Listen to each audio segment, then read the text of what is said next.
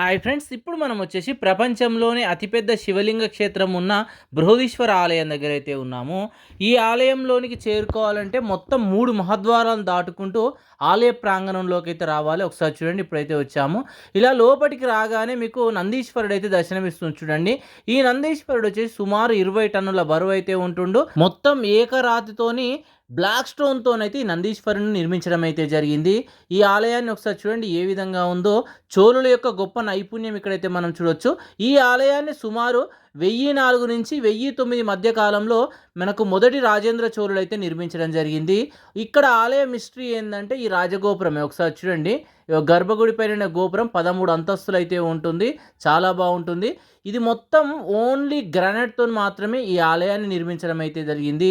మొత్తం ఒక కోట ఎలా ఉంటుందో అలా ఈ ఆలయం అయితే ఉంటుంది. ఇక్కడ ఉన్న శివలింగం సుమారు 29 అడుగుల ఎత్తు అయితే ఉంటుంది. ప్రపంచంలో ఇంత ఎత్తున్న ఏకైక శివలింగం ఇదే. నెక్స్ట్ గర్భగుడి పైన అంటే శివలింగం పైన 13 అంతస్తులు నిర్మించిన ఏకైక ఆలయం కూడా ఇదిగా చెప్పుకోవచ్చు. Thank you.